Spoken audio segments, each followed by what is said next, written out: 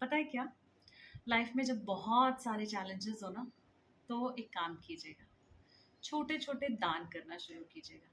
मुझे पता है, इस सिचुएशन में जब हम खुद बुरे वक़्त से गुज़र रहे होते हैं ना, तो हम सोचते हैं कि हमारा ही पूरा नहीं पड़ रहा, हम किसी को भला कैसे दान कर सकते हैं।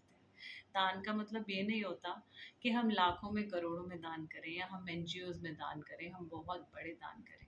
हम छोटे-छोटे दान करके भी ना, छोटे-छोटे डोनेशंस करके भी हम बहुत बड़ी सक्सेस हासिल कर सकते हैं।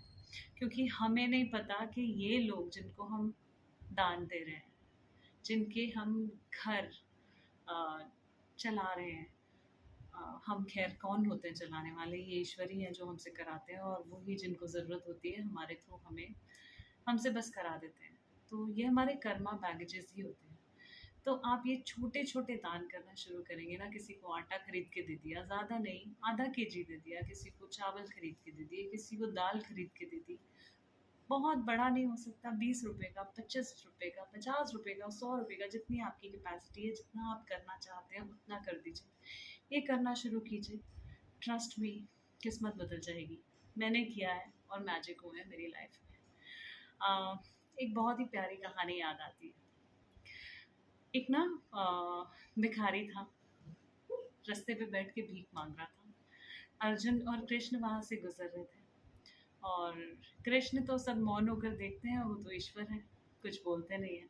अर्जुन ने देखा, उससे उस बेचारे का दुख देखा नहीं गया, तो अर्जुन ने एक अशर्फी उठा के उसके कटोरे में डाल दी।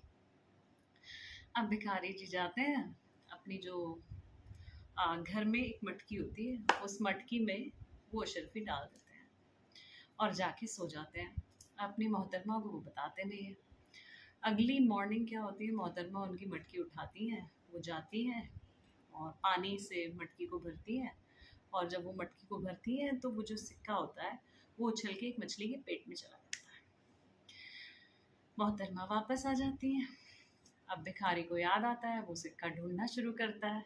वो सिक्का ढूंढता रहता है, कहीं पे मिलता नहीं। वो अपनी बीवी से पूछता है तो वो बताती है कि ऐसे ऐसे मैं तो पानी भरने गई थी और मुझे नहीं पता, वो शायद वहीं पे दरिया में गिर गया। उसके बाद में अगले दिन फिर कृष्ण भगवान और अर्जुन वहाँ से निकलते हैं, तो भगवान फिर मौन, सब तमाशा देखते रहते हैं और अर्जुन जी फिर से एक पूरा का पूरा थैला लेते हैं और वो थैला लेके अशर्फियों का उनके कटोरे में डाल देते हैं। अभी ये फिर लेके जाते हैं और उसको घर में जाके कहीं अ, वो थैले को लेके जा रहे होते हैं। तो जब वो लेके जा रहे होते हैं ना, उस दौरान में एक चोर होता है जो कहीं से पीछे दूर से छुप के उन्हें देख रहा होता है कि अर्जुन जी ने तो उनको पूरा शर्बी से भरा थैला दे दिया है। तो वो चोर क्या करता है, वो थैले को चुरा के भाग जाता है। अब अगले दिन भिखारी फिर वहीं बैठे होते हैं, फिर से कृष्ण और अर्जुन वहां से निकलते हैं। तो इस बार अर्जुन कहते हैं कि भगवान आप ही बताइए मैं क्या करूँ, ये फिर भीख मांग रहा है। उन्होंने फिर से भिखारी से पूछा क्या क्या हुआ, तो भिखारी ने बताया ऐसे ऐसे वो तो चोर लेके भाग गया। अभी क्या होता है अर्जुन कहते हैं भगवान मैं तो इनके लिए कुछ नहीं कर सकता, अब आप ही बताइए, आप ही कोई रास्ता सुझाइए, शायद आपके करने से कुछ चमत्कार हो जाए। तो अभी क्या करते हैं, कृष्ण भगवान एक पैसा लेते हैं और एक पैसा लेके वो भिखारी के कटोरे में डाल देते हैं। अब ये एक पैसा जो है, ये आजकल की स्टोरी से रिलेट करके शायद बताया गया है, आजकल के ज़माने को रिलेट करके, क्योंकि एक पैसे से हम फिर भी रिलेट कर पाते हैं, लेकिन 5000 साल पहले या जब भी उस ज़माने में कृष्ण और अर्जुन रहे होंगे, शायद एक पैसा एग्जिस्ट नहीं करता होगा, क्योंकि एक पैसा अभी एग्जिस्ट करता था कुछ ज़माने पहले जब हमारे पूर्वज यहाँ पे थे, हमारे दादाजी यहाँ पे थे। तो कोई खोटा सिक्का शायद दिया होगा। खैर, that's besides the point. Point is वो एक पैसा देते हैं।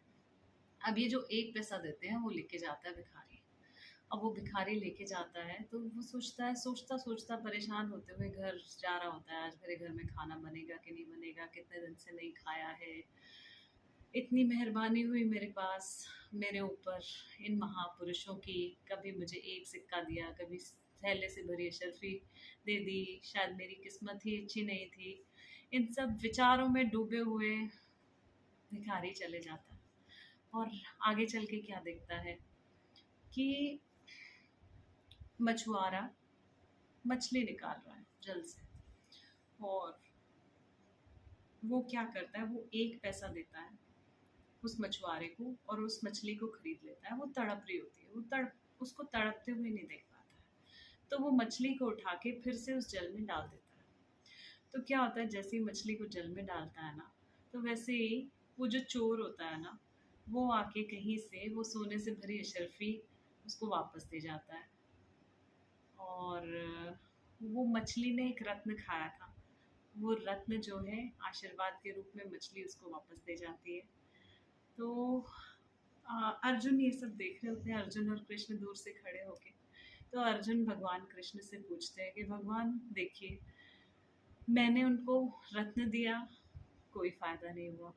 मैंने उनको अगले दिन सोने से भरी अशर्फी दी, कोई फ़ायदा नहीं हुआ। उनकी गरीबी मैं दूर नहीं कर पाया। आपने सिर्फ एक पैसा दिया और उस एक पैसे से भी उनको कोई फ़ायदा नहीं हुआ। मुझे लगा कि कोई फ़ायदा नहीं हुआ, इस एक पैसे से बेचारे का क्या भला होगा, और उस एक पैसे ने उसकी ज़िंदगी में चमत्कार कर दिया। ऐसा कैसे हो गया? तो भगवान तो ठहरे ज्ञानी महाज्ञानी, उन्होंने इस दुनिया को रचा है, वो सब जानते हैं। वो मुस्कुराए और बोले, अर्जुन, अब तक ये इंसान सिर्फ अपने बारे में सोचता था। ये सोचता था मेरा घर कैसे चलेगा, मेरे बीवी बच्चे, इनका पेट कैसे पालूंगा। अब तक इसकी दुनिया सिर्फ अपने अंदर सिमटी हुई थी, और जैसे ही उसने फोकस शिफ्ट किया उस मछली के ऊपर, उसको तड़पता हुआ नहीं देख पाया। तो देखो, जब उसने दूसरों के बारे में सोचना शुरू किया तो उसकी ज़िंदगी अपने आप बदल गई। इसमें मैंने कुछ नहीं किया। ये विधि का विधान है कि जब हम दूसरों को देते हैं, दूसरों के बारे में सोचते हैं, उनका अच्छा करते हैं, तो हमारे पास उनकी ब्लेसिंग्स अपने आप आनी शुरू हो जाती हैं और हमारे साथ अच्छी चीज़ें घटनी शुरू हो जाती हैं। अब इसका मतलब ये बिल्कुल मत सोचिएगा कि आपके पास भी कोई इस तरह का चमत्कार एक रात में हो जाएगा। टाइम लगेगा, पर ऐसे छोटे छोटे दान करना शुरू कीजिए, फिर देखिए। ये कहानी तो सिर्फ आपको एक मैसेज देने के लिए थी। पता नहीं ये सच्ची है या झूठी है, असली में ऐसा हुआ भी या नहीं हुआ, पर चमत्कार तो डेफिनेटली होते हैं और मैंने अपनी ज़िंदगी में अनुभव किए हैं। ऐसा करना शुरू कीजिए और देखिए आपकी ज़िंदगी कैसे बदलती है। Thank you.